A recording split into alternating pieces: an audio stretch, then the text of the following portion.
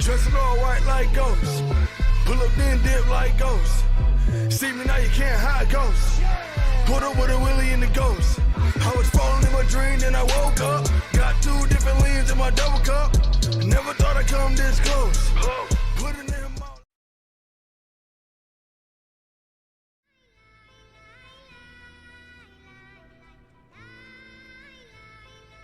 Start searching their stuff. We have a big problem. Deputy Holland opens the vehicle door and appears to search at least one bag which was located inside the sedan. Later in this interaction, the officers search the entire vehicle, including the trunk and all 3 Lagervales' purses, and obtain their identification cards. In general, the Fourth Amendment requires officers to obtain a warrant before searching a vehicle. However, there are several exceptions to this warrant requirement, and officers typically have the authority to conduct a warrantless search of a vehicle with A warrantless search of a vehicle is subject to the automobile exception of the Fourth Amendment. However, again, this is all predicated on it being a lawful arrest. This was clearly not the case. the valid consent of the driver or owner, as required by exigent circumstances, incident to a lawful arrest, and when they have probable cause that the vehicle contains evidence of criminal activity. Significantly, these exceptions do not authorize the search of a vehicle to obtain an individual's identification when they refuse to provide it. The Supreme Court of California upheld the,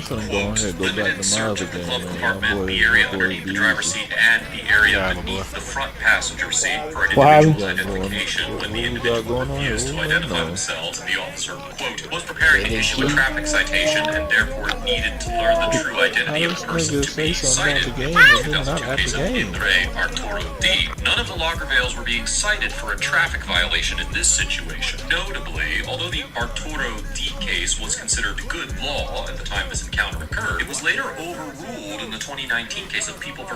Lopez, where the Supreme Court of California recognized that California was the only state to have recognized, quote, an exception to the Fourth Amendment's warrant requirement for suspicionless traffic stop vehicle searches, and that, quote, the desire to obtain a driver's identification following a traffic stop does not constitute an independent categorical exception to the Fourth Amendment's warrant, as the officers did not search the vehicle under a recognized exception to the warrant requirement. The court would almost certainly conclude that the search of the vehicle was unconstitutional. So behind me is the lawsuit that the Lagervales filed against the officers individually and also the police department as a whole. As you can see here, the causes of action are Section 1983 actions, which is for civil rights violations.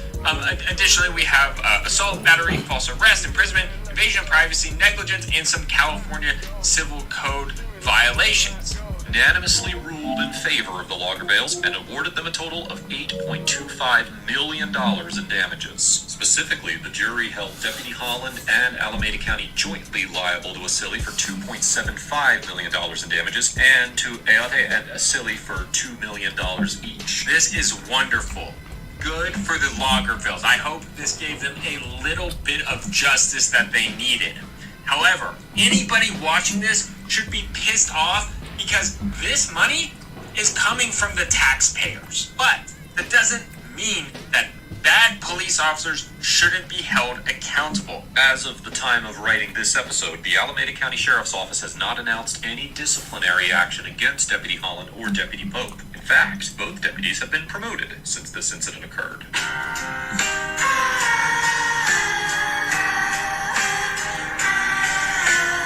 That's really upsetting because the Lagervales in this situation didn't do anything wrong. Things like this are really disheartening because a lawyer can only help retroactively after this kind of BS happens. They didn't do a single thing wrong, yet they were still treated like that.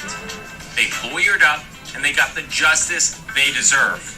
I make these videos so people can know their rights, and if you find yourself in a situation like that, you know what to do, and God forbid if something bad happens, you go hire a lawyer. It just makes me upset that there's no responsibility on these police officers' ends of things, because the taxpayers are going to be the one who end up funding this settlement.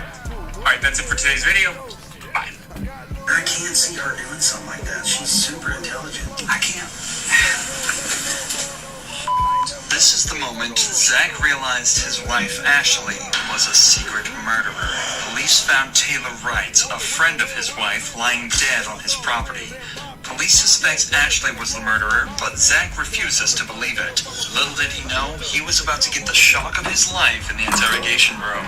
Can you tell me how you came to know Taylor?